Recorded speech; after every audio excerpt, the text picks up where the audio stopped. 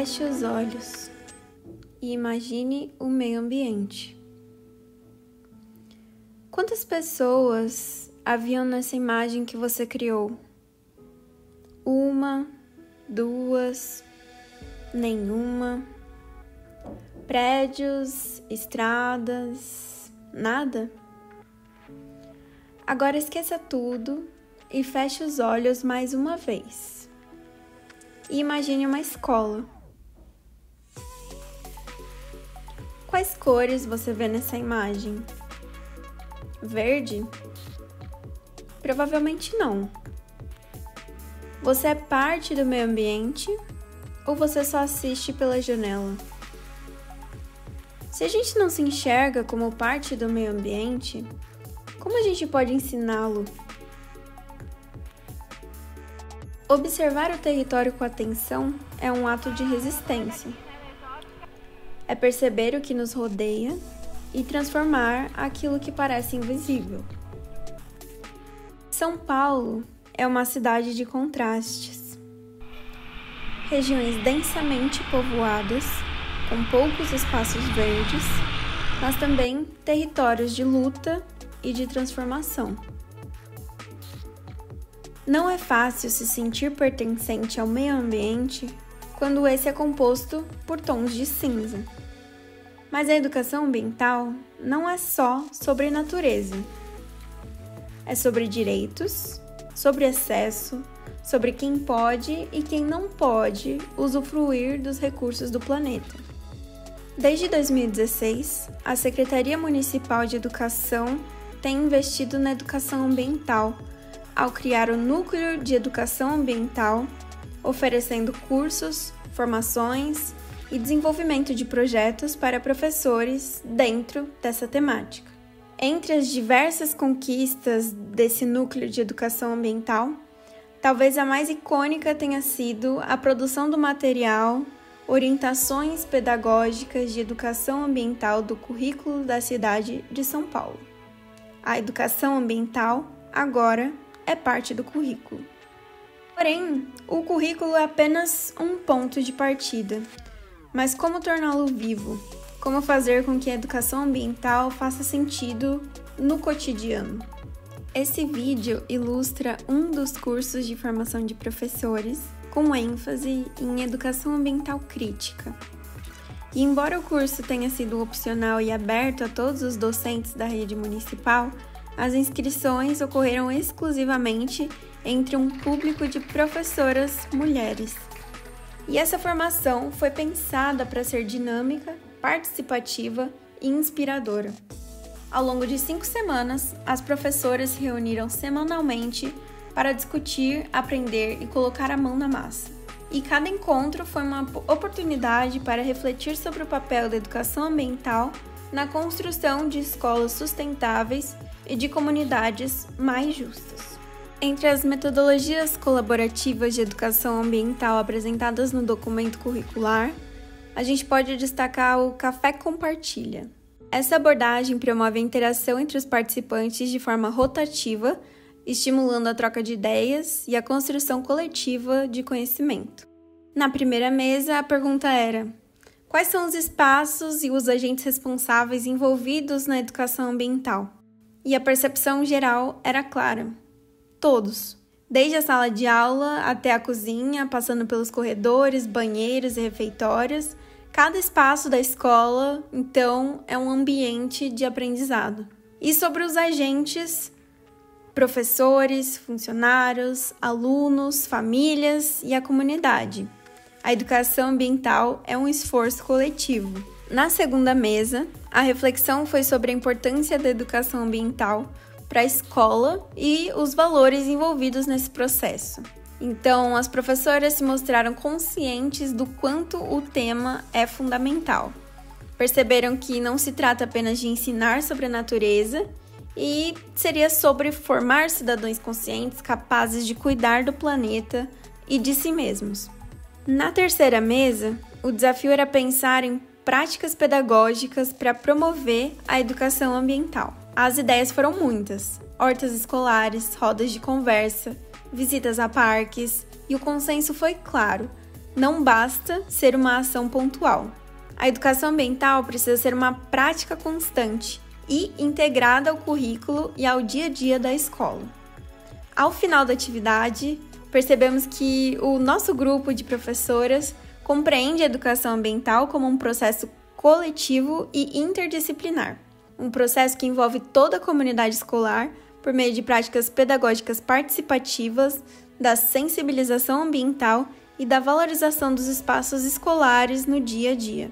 Prosseguimos com a dinâmica dos 4 cantos, onde as professoras se dividiram em grupos de acordo com as suas opiniões sobre equidade na educação. Para promover a equidade em nossas aulas, devemos, norte, fortalecer os mesmos recursos e dar a mesma atenção igualmente para todos os estudantes. Sul, oferecer recursos personalizados para a necessidade de cada estudante. Leste, fornecer suporte e recursos adicionais para aqueles que enfrentam barreiras ou desvantagens. E oeste, eliminar as barreiras e desvantagens que impedem a participação e a acessibilidade. Vamos lá. De novo, não tem resposta certa, não se deve ter resposta, tá?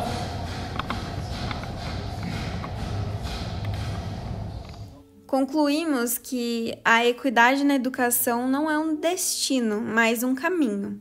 Um caminho que passa por garantir acesso, personalizar recursos, valorizar a diversidade e combater discriminações.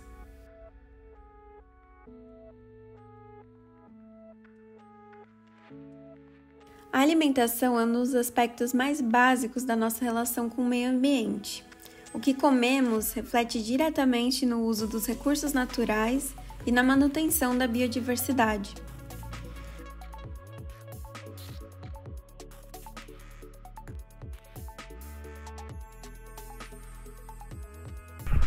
Ai, que delícia! Vamos tomar um chá? De hortelã? Muito bom. Demais.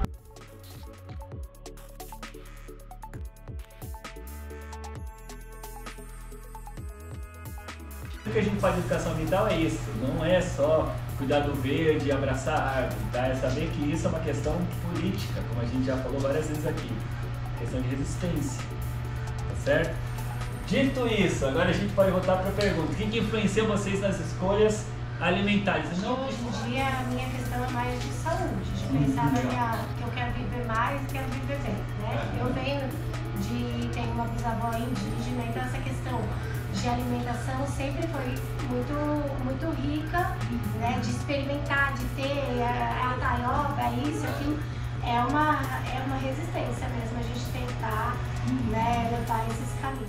Agora a gente está tentando a horta, e aí para levar as crianças a plantar, a ver crescer e tal. É isso, às vezes a gente fala assim, eu vou escolher fazer uma alimentação saudável, mas a escolha também depende de uma questão econômica. Né? A gente sabe, hoje, atualmente, a gente tem uma pesquisa aqui no Jardim de Ibirapuera que o salário médio é de R$1.000.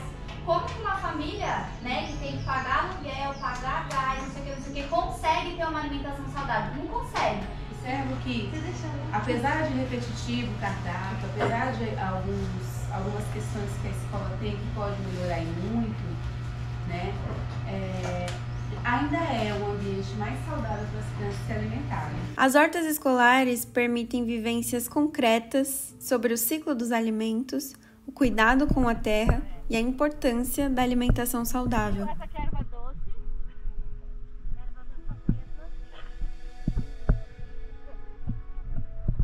Pode ir passando o cheirinho. Esse aqui é o tomilho. É no caso de vó. Casa de vó? É, para não misturar os cheiros.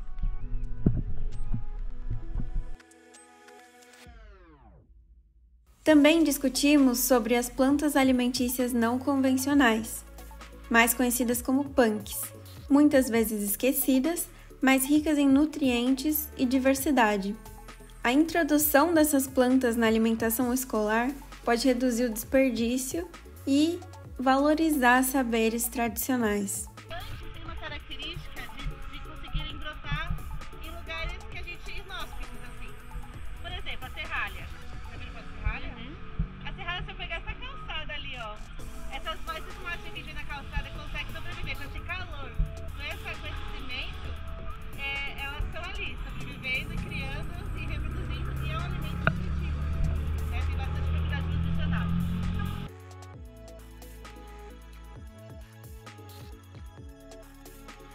Você sabia que as abelhas são essenciais para a vida na Terra? Elas realizam a polinização responsável por 80% da reprodução das plantas, garantindo a produção de alimentos. Quando você pensa em abelha, muitos podem imaginar apenas a Apis mellifera. Mas o Brasil abriga mais de 1.500 espécies de abelhas nativas sem ferrão, fundamentais para o equilíbrio ecológico. A ideia nesse primeiro momento é estimular exclusivamente esse sentido, né, que é a audição.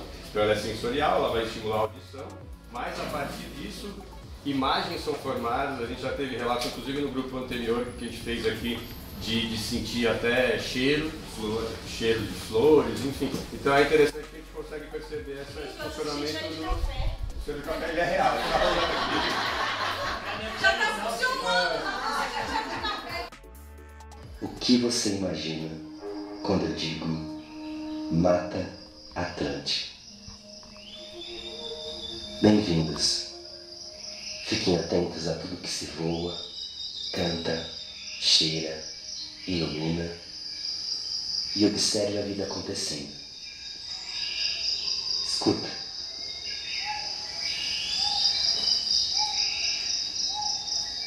Urso.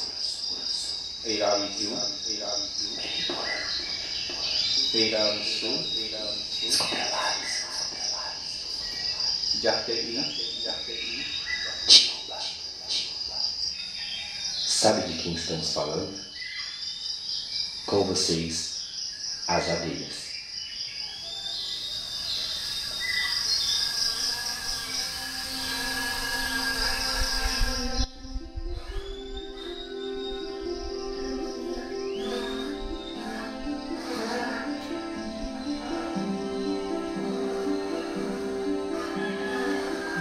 Há mais de 25.000 espécies de abelhas conhecidas no planeta. E elas são encontradas em todos os continentes, ou seja, onde existam plantas e flores para serem polinizadas.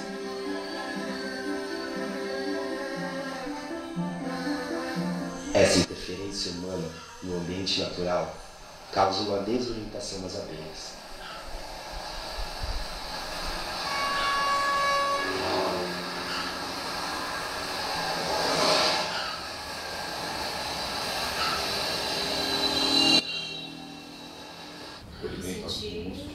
Andando dentro da mata e observando assim, o solo úmido com bastante folhas, muitas árvores, muita sombra, pássaros cantando, folhas gotejando o vale, e eu indo no encontro de um rio. Que bonito. Eu comecei com a sensação muito boa porque a princípio eu via tudo de cima. Eu sempre tive vontade de ser um pássaro, então eu era um pássaro. Parecia que eu era um pássaro, porque eu via tudo de cima e um lugar bem aberto, mas tipo, como se fosse areia e água ao mesmo tempo. Eu tive uma sensação assim que eu estava na floresta à noite. À noite? Aí eu senti muito cheiro de folhas molhadas quando ela falou. Consigo sentir o cheiro, te veio o cheiro. De folhas molhadas, parecia que tinha chovido, né? Olha, vocês estavam perto então, Ela não foi alimento de mata. As professoras puderam observar detalhes das abelhas e flores para compreender melhor o processo de polinização. Discutimos também sobre os impactos da crise climática e da importância da preservação dessas espécies. Na primeira aula, quando o professor falou que às vezes a gente não se coloca dentro, né, da situação, assim, como em outras palavras mais elegantes, né? Sim. E às vezes quando a gente observa que a gente parece que a gente não faz parte de tudo isso, e a gente faz parte de tudo isso, né? A gente de alguma forma a gente contribui, a gente, né? Aqui é o meio ambiente, isso aqui é meio ambiente, né? A quantidade de bactérias tá ligada. É, o meio ambiente dela. A palavra meio ambiente, ela confunde, ela nos afasta, eu acho. Essa coisa tipo meio no ambiente. É como se ambiente fosse inteiro. distante, né? Exatamente. Realizamos uma trilha para conhecer o pau-brasil, discutindo sua importância histórica e os desafios atuais de conservação. E encerramos esse dia com um jogo de papéis, em que as professoras assumiram diferentes posições para discutir sobre o desaparecimento das abelhas e seus impactos socioambientais. Nós, como gestoras da unidade de conservação, temos o papel de mediar essa conversa e pensamos aqui num projeto de criação de colmeias controladas. Seguimos então para uma vivência de mapeamento socioambiental no Jardim São Luís. Caminhamos pelo território, observando os elementos que compõem a paisagem e os impactos da urbanização. O contraste de territórios é impressionante. O oásis de verde se destaca nos tons de cinza do Jardim São Luís, zona sul de São Paulo. A ideia era, em duplas ou pequenos grupos, fazer o trajeto entre o prédio da Diretoria Regional de Educação até uma horta comunitária próxima, elaborando seus mapas propositivos.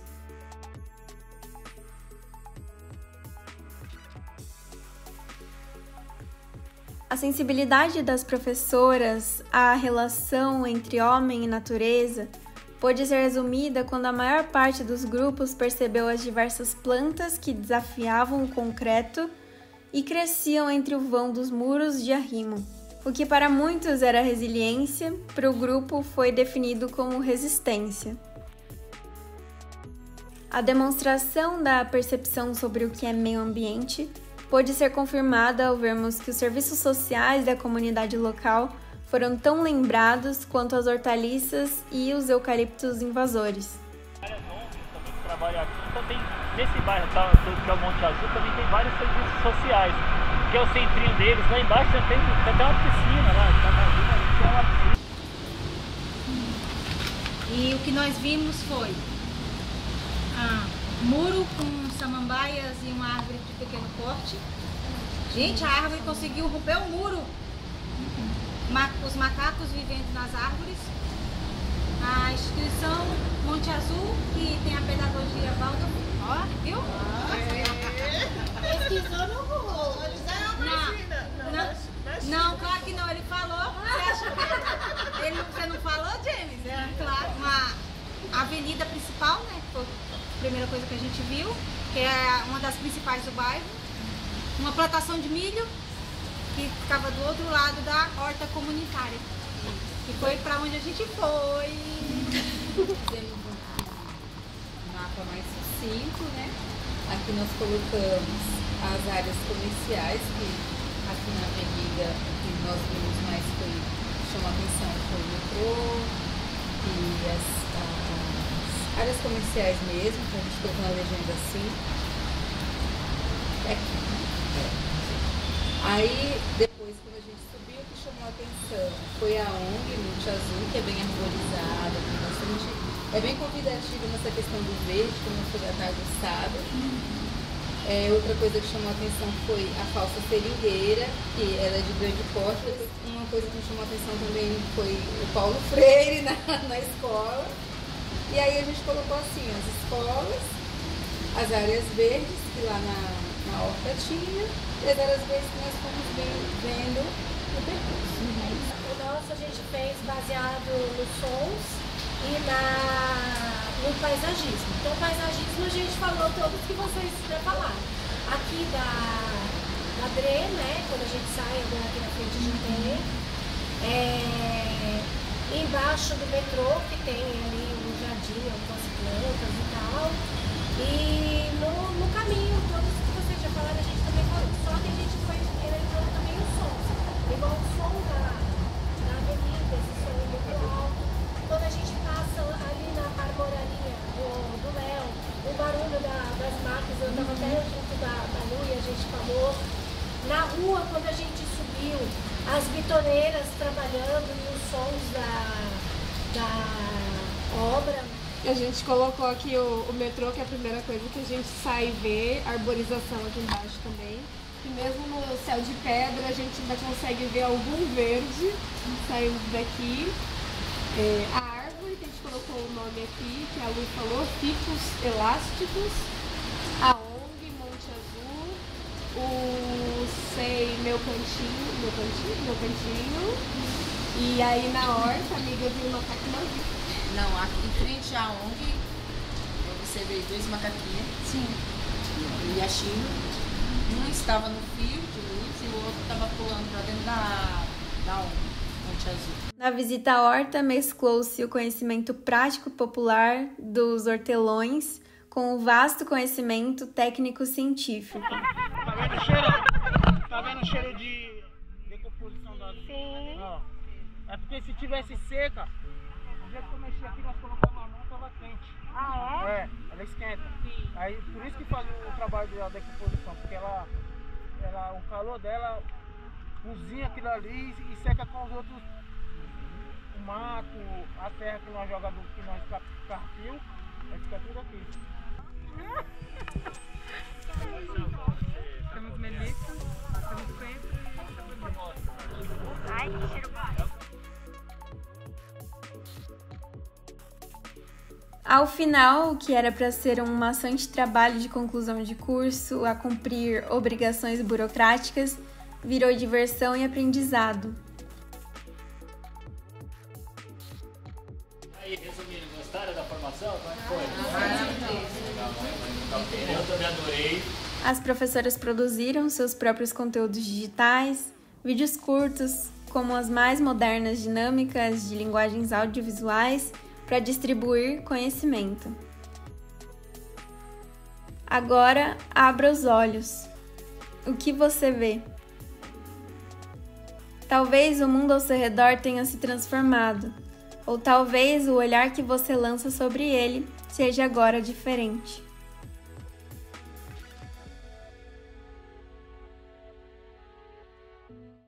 Está sendo enriquecedor para nós ampliarmos nossos olhares sobre a regulação do clima, saúde e bem-estar, recursos naturais, biodiversidade e, acima de tudo, sobre a nossa cultura e a nossa identidade. Muito obrigada a todos os envolvidos pela oportunidade. Oi, pessoal! Estamos aqui no Parque Ecológico Guarapiranga e olha o que a gente encontrou, um viveiro, Ariosvaldo Cordeiro. E aqui eles fazem doações de mudas, e tem várias mudas, vem ver. Oi, pessoal, encontramos aqui a muda da castanha do Maranhão, Chumixama, nossa querida pitanga. Eita, olha só, pitanga, nossa colega amada, salve, salve, pitanga. Olá, galerinha! Hoje nós vamos falar de um bichinho que vocês adoram procurar no nosso quintal. Vocês gostam de ir lá no meio das plantinhas e cutucar a terra até encontrar ele. Vamos ver se vocês adivinham quem é. Hoje nós vamos conhecer os espaços verdes no Céu Sei Cantos do Amanhecer. E para isso, levamos o berçário 1 para conhecer esse espaço.